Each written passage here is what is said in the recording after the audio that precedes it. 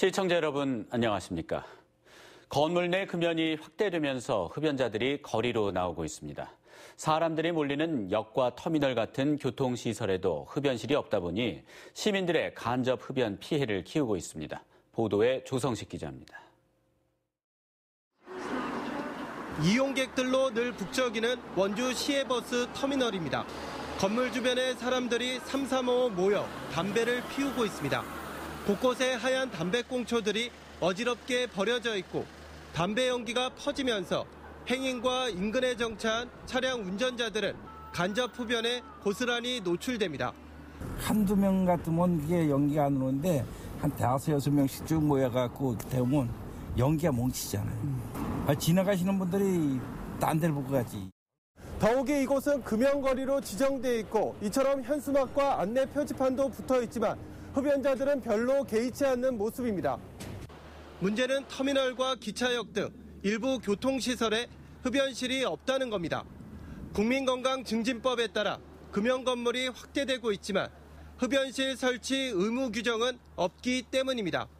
공간도 차지하고 관리도 어려워 흡연실 만들기를 꺼리면서 흡연자들을 마냥 밖으로 내몰고 있습니다.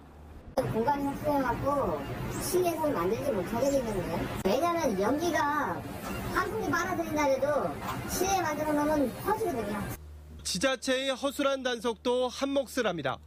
원주시는 버스 정류장과 공원, 거리 등 천여 곳을 금연구역으로 추가 지정하고 있지만 단속해 과태료를 부과한 건수는 한 해 평균 30여 건에 불과합니다. 행정 적발이거든요. 인력이라든가 그런 딴 업무도 하기 때문에 그때마다 바로바로 출동을 하지는 못하잖아요. 지난해 발의된 건물 내 흡연실 의무화 법안은 아직 국회에 계류 중입니다. 공공시설 격인 교통시설조차 흡연실 설치를 외면하면서 간접 흡연 피해를 키우고 있습니다. MBC 뉴스 조성식입니다. 동해안 인근 주민들이 지난달 먼지공해 문제 해결을 요구하는 청원서를 환경부에 제출했습니다. 해양수산부에 아무리 건의해도 개선되지 않으니 환경부가 나서달라는 건데 돌아온 답변은 기대에 못 미쳤습니다. 유인호 기자가 보도합니다. 동해안에서 가장 가까운 배후 지역인 동해시 송정동입니다. 이 지역 주민들은 지난달 환경부 장관에게 청원서를 보내 항만으로 인한 먼지 피해를 상세하게 알렸습니다. 석탄 부두에서 날아오는 유연탄 가루와 여러 가지 광물을 바깥에서 하역하면서 발생하는 먼지가 심각함을 고발했습니다. 하루 2천여 대의 대형 트럭이 오가면서 생기는 먼지와 소음, 원인 모를 진동도 호소했습니다. 이런 고충을 해결하기 위해 집단으로 이주시켜주거나 동해안 환경 개선을 위한 특별기구를 환경부가 만들어달라고 요청했습니다. 문을 못 열어놓고 빨래를 바깥에도 널지도 못하고 나가서 호흡하는 조차도 그렇고 일단은 그런 문제를 저희들이 다 마시고 사니까 그걸 어떻게 해결을 좀 해달라는 거지 저희들은. 항만관리부처에 건의해도 소용이 없으니 환경부가 나서달라는 건데 답변을 보낸 곳은 동해지방해양수산청이었습니다. 환경부는 해양수산부로, 해양수산부는 동해지방해양수산청으로 민원을 이송한 겁니다.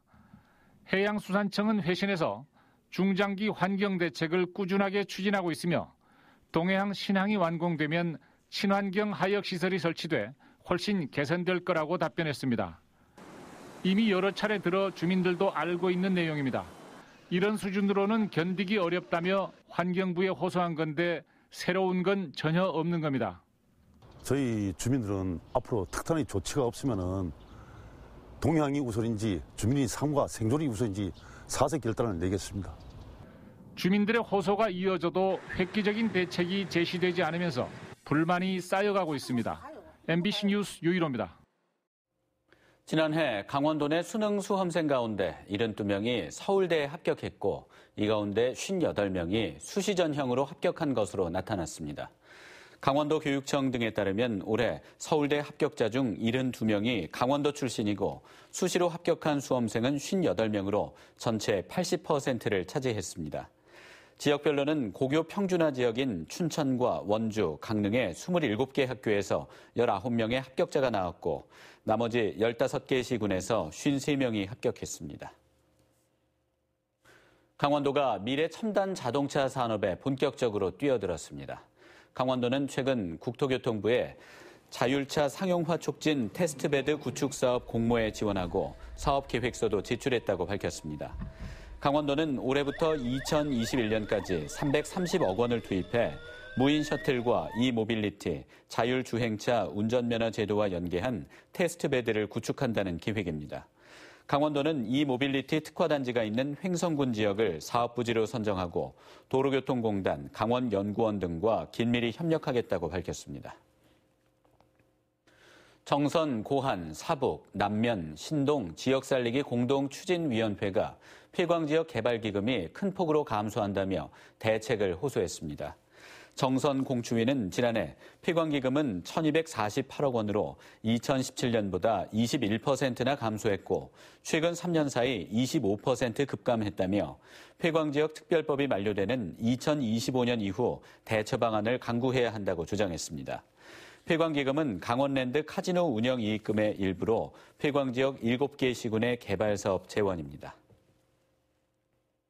올 들어 도내 어획량이 지난해보다 늘고 있습니다.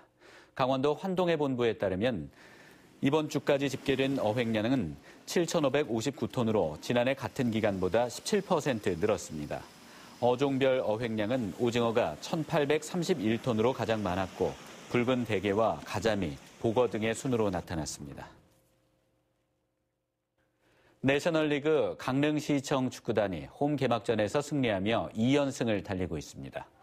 오늘 오후 강릉 종합운동장에서 치러진 천안시청과의 내셔널리그 2라운드 경기에서 강릉시청은 전후반 각각 한 골씩 넣고 실점을 허용하지 않아 2대0 승리를 거뒀습니다. 강릉시청은 오는 30일 목포시청과의 원정 경기에서 3연승에 도전합니다.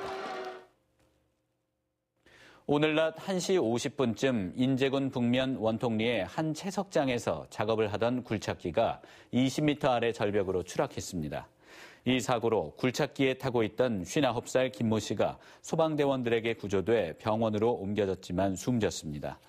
경찰은 김 씨가 혼자 작업을 하다 사고를 당한 것으로 보고 채석장 관계자들을 상대로 정확한 사고 원인을 조사하고 있습니다. 오늘 오전 9시 20분쯤 영동고속도로 강릉 방향 평창휴게소 인근에서 SUV 차량이 가드레일을 넘어 전복되는 사고가 났습니다. 이 사고로 운전자 51살 김모 씨와 함께 타고 있던 45살 박모 씨가 다쳐 병원으로 옮겨졌습니다. 경찰은 앞서가던 버스가 갑자기 차선을 변경해 이를 피하려다 사고가 났다는 운전자 김 씨의 말 등을 토대로 정확한 사고 경위를 조사하고 있습니다. 수사기관에 협조한 조직원을 보복 목적으로 폭행한 춘천 19파 조직원이 징역형을 선고받았습니다. 춘천지법 제2형사부는 특정범죄 가중처벌 등에 관한 법률 위반으로 기소된 38살 A씨에게 징역 1년을 선고했습니다. 범죄단체인 춘천 19파의 조직원 A씨는 지난해 11월 22일 춘천교도소 건물 복도에서 또 다른 조직원인 B씨를 폭행한 혐의로 기소됐습니다. 뉴스를 마칩니다. 고맙습니다.